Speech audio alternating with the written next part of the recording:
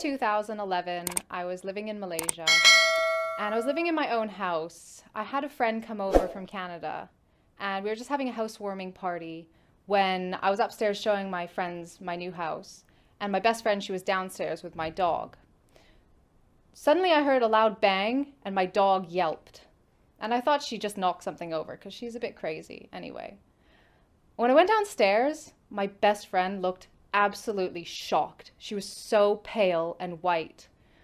I asked her what happened and she said my dog was walking towards the glass sliding door and it slammed shut by itself in front of her. And we freaked out. We so freaked out. We left, we shut the doors, we're like, let's go out. We came back later and had forgotten sort of all about it. My friend left, went back to Canada, and I continued living there. Over the next couple of months, some strange things were happening in the house, but I could just give them an excuse, you know. I would come home and something I had left there was now over there. And I just said, okay, well, maybe I forgot. Or I would hear something drop in my room and nothing had moved. After probably about 4 months, I came home one night. I went to my bedroom. I put my dog in her bedroom.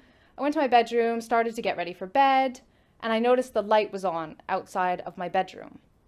So I went outside to turn it off. And when I did, I felt this feeling in my chest. And I'd had this feeling before. Because I was an atheist, I would have said, like, maybe it's a ghost. But I felt this feeling and I heard a noise that sounded like white noise. And I got really scared because I didn't really know where it was coming from, but I sensed where it was coming from. I could feel like the direction that it was coming from. So I just shut off the light and I shut my bedroom door and I locked it. And when I turned around, something hit my door so hard. The whole door shook and my heart literally fell out of my chest. Like, I was terrified. I've been in situations where I thought I might die before, but I never sought refuge in a God because I didn't believe in any God.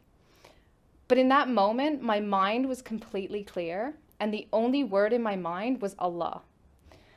So against my natural judgment, I said to myself, Allah, if you're there, protect me, because I don't know what this is and I don't know what it wants from me.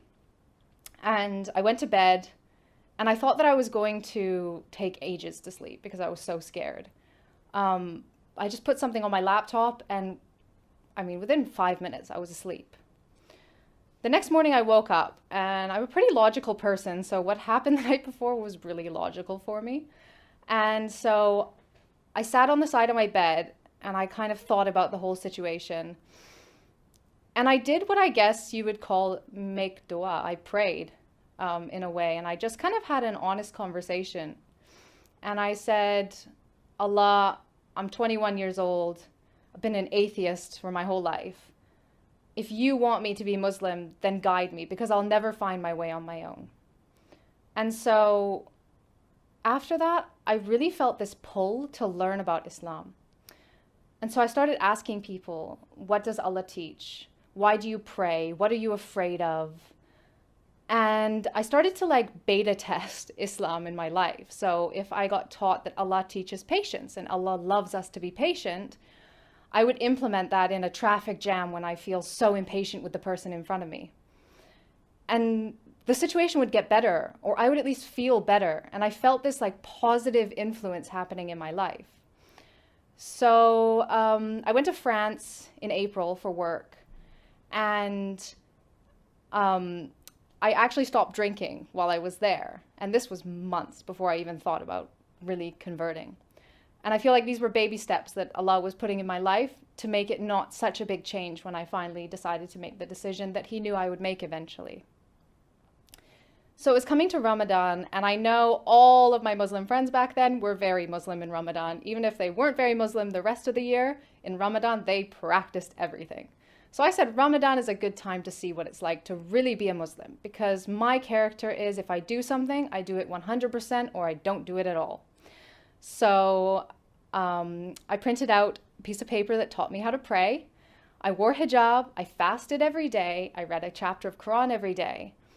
And it must have been about halfway through Ramadan and halfway through the Quran that I realized I didn't want to die tomorrow and not be Muslim.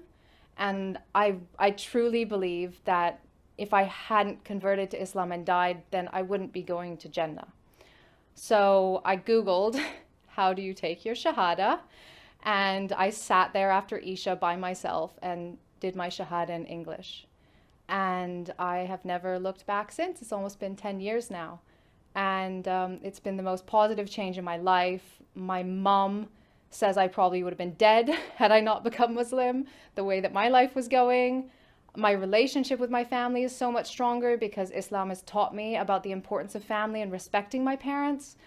And just everything in my life, just this sense of happiness that never goes away, even in sad times, because you know that this life will finish and it's not the purpose. You know, the purpose is to live this life as the best person you can so that you can live eternity in the best place, inshallah.